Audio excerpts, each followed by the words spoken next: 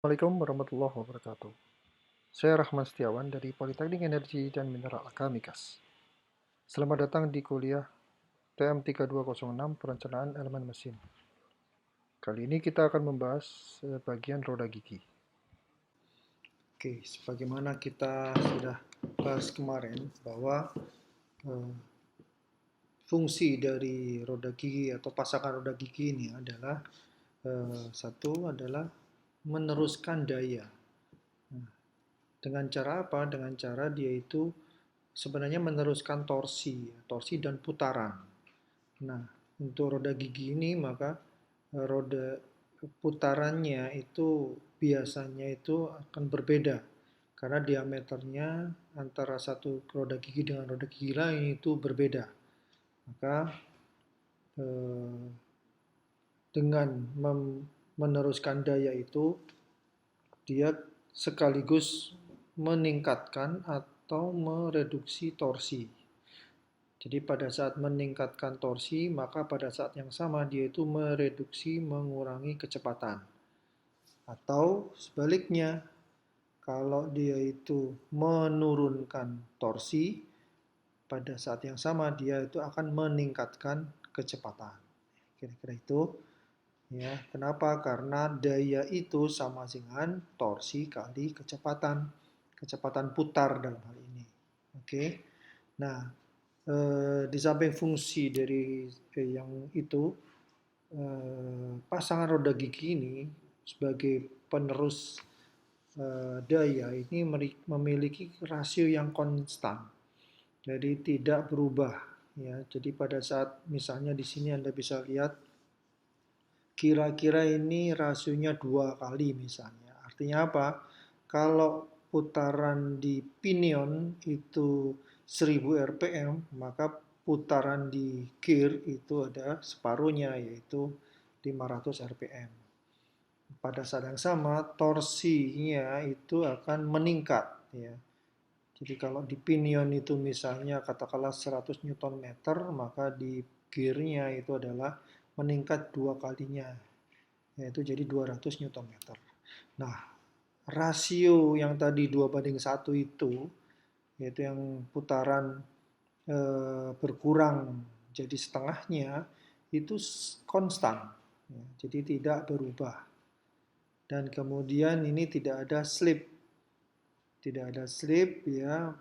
Dalam ini saya taruh di eh, apa tanda petik karena ya tidak mungkin 100% efisiensi. Jadi masih ada gesekan-gesekan sehingga terdapat sekitar mungkin 2% ya inefisiensi. Jadi daya yang ditransmisikan itu bisa sampai 98-99%. Oke, jadi itu yang maksudnya dengan constant ratio dan non-slip. Jadi ya satu lagi yang kita lupa adalah ini kalau ada pasangan roda gigi seperti ini, maka yang kecil ini kita sebut sebagai pinion, yang besar kita sebut sebagai gear. Ya, kira-kira itu. Nah,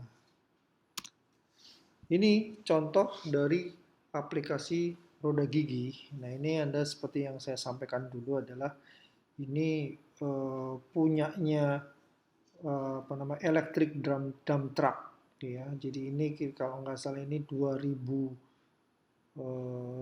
kilowatt, jadi 2 megawatt ya powernya ini. Tapi electric dump truck artinya apa? Engine dari mechanical atau diesel itu menggerakkan generator, menghasilkan listrik, dan listriknya itu ditransmisikan ke roda belakang, dan dari roda belakang itu energi listrik itu akan diubah menjadi energi putaran di dalam ini motor listrik yang akhirnya nanti akan disalurkan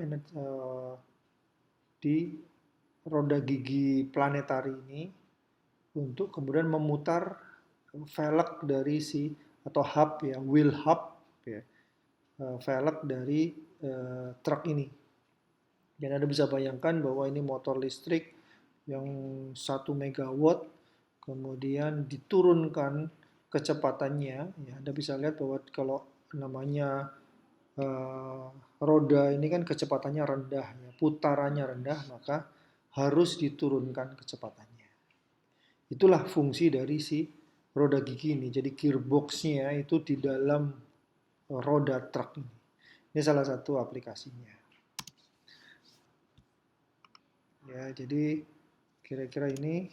Nah, ada beberapa aplikasi, silahkan Anda cari sendiri. Ini seperti juga yang saya sudah berikan. Anda coba cari berbagai aplikasi dari roda gigi dan bagaimana cara kerjanya.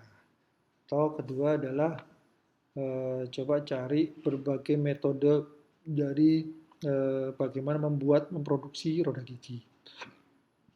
Ketiga, alternatifnya adalah Anda coba cari katalog dari berbagai roda gigi dari pabrikan, dari manufakturer. Oke, ini sebagian besar kalian sudah mengumpulkan. Oke, sekarang kita masuk ke klasifikasi dari roda gigi. Jadi roda gigi itu bisa dibagi menjadi 4 kategori, yaitu paralel aksis, non paralel tapi coplanar, kemudian non planar, dan non intersecting gears dan special gear. Jadi apa itu? Nah, kita lihat masing-masing. Definisi paralel itu apa? Paralel itu adalah sejajar. Apa yang sejajar? Sumbu dari dua roda gigi tersebut yang berpasangan.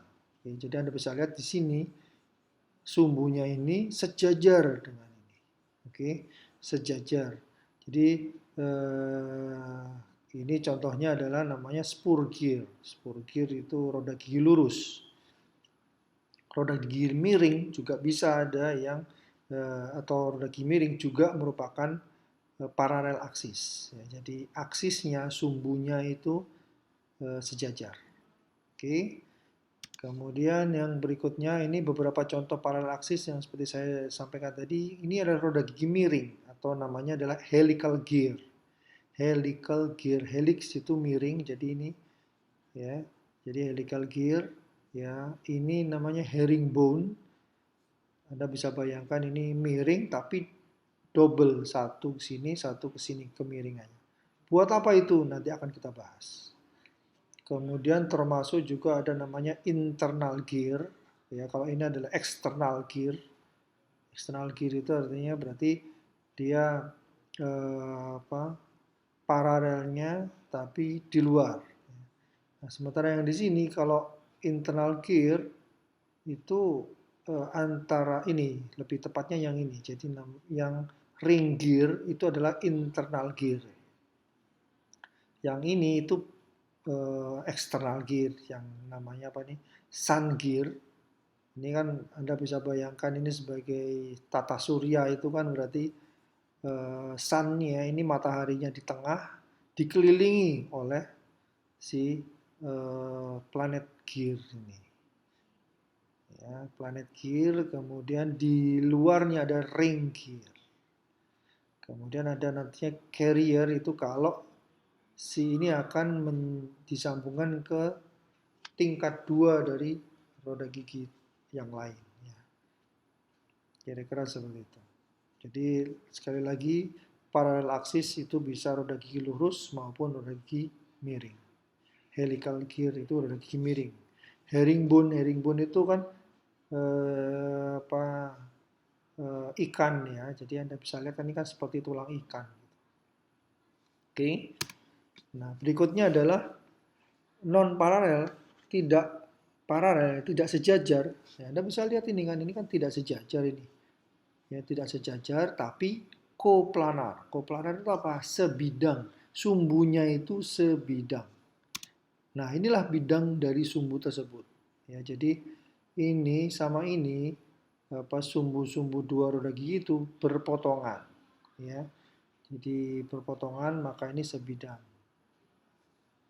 Jadi tidak sejajar tapi sebidang. Nah, ini contohnya juga yang ini bevel gear. Salah satu aplikasinya itu ada di gardan mobil. Ya, ini bisa yang lurus, bisa yang spiral. Ya, seperti helix itu kan, itu spiral, tapi dalam bevel namanya spiral bevel gear. Itu.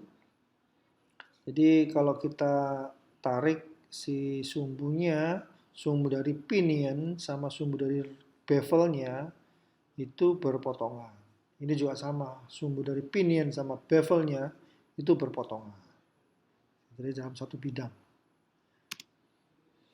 Nah, berikutnya adalah non paralel, tidak sejajar, tapi juga tidak berpotongan. Anda bisa lihat ya, ini adalah worm gear.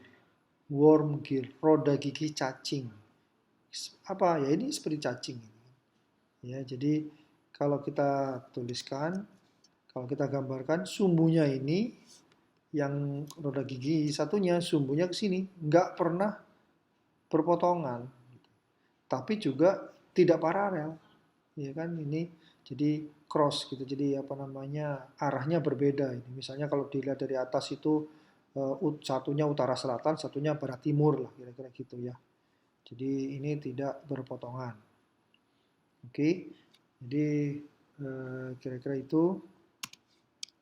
Contohnya ini hypoid gear itu mirip seperti tadi kan bevel gear.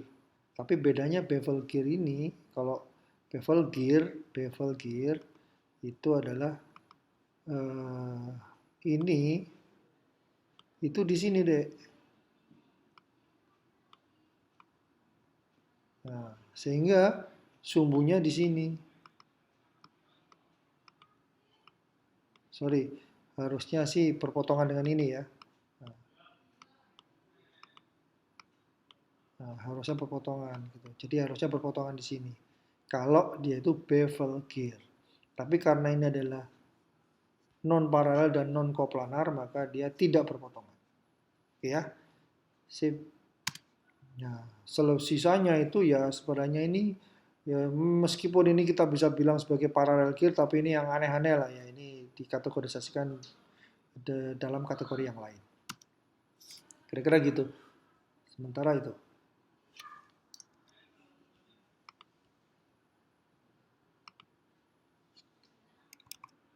Ya, berikutnya adalah kenapa sih? Kenapa roda gigi itu bentuknya seperti itu? Jadi kenapa nggak kotak-kotak aja gitu? Kenapa kok ini bentuknya kok melengkungnya seperti itu? Nah, ini terkait dengan namanya atau kurva ini namanya kurva involute. Jadi kurva involute itu yang nanti intinya adalah dia itu memastikan bahwa kalau dia itu berpasangan ya dengan kurva yang sama itu dua roda gigi pasangan roda gigi itu bisa match. Ya, jadi ya apakah harus seperti ini Pak? Enggak. Jadi Anda bisa membuat berbagai macam bentuk ya, tapi nanti pasangannya itu bentuknya akan berbeda. Jadi kalau misalnya ini Anda bisa membuat ini kotak ya, nanti pasangannya supaya smooth itu tidak akan mungkin bentuknya kotak juga. Kalau enggak macet dia. Nah, yang paling gampang adalah kalau bentuknya involute, artinya nanti maka pasangannya juga bentuknya involute. Gitu. Profilnya itu involute. Ya, kira-kira gitu. Jadi dengan profil involute itu kita bisa pakai pada di dua roda gigi yang berpasangan itu profilnya sama-sama involute. Gitu ya. Jadi standar gitu kita pakai buat standar. Anda bisa pelajari di buku-buku, tolong dipelajari di textbook ya, bagaimana membuat profil involute itu seperti apa. Ya, jadi ini gambarannya adalah Anda tarik aja satu, ini misalnya ini silinder, kemudian ini Anda buat tali, dipaku di sini talinya salah satu ujungnya, kemudian nanti Anda si tali itu Anda coba ini di ujung sini itu dikasih pensil. Nah, pensilnya itu nanti Anda tarik sampai dia itu kan menyentuh-menyentuh gitu kan. Nah, sampai akhirnya menyentuh ini. Nah, profil itu adalah profil involute. Profil involute. Nah, kira-kira itu. Nah, dengan demikian yang di atasnya itu jika kalau kita sambungkan itu nyambung, jadi tidak kontak ini milik roda gigi ini itu akan sama dengan kontak dari milik roda gigi yang pasangannya.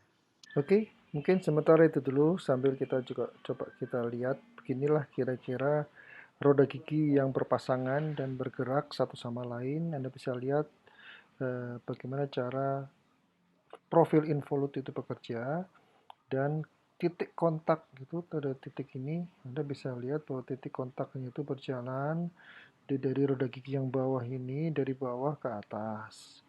Ya, sementara dari yang roda gigi di atas itu kontaknya mulai dari titik atas sampai ke bawah. Itu oke, nanti kita lanjutkan setelah jeda berikut ini. Terima kasih.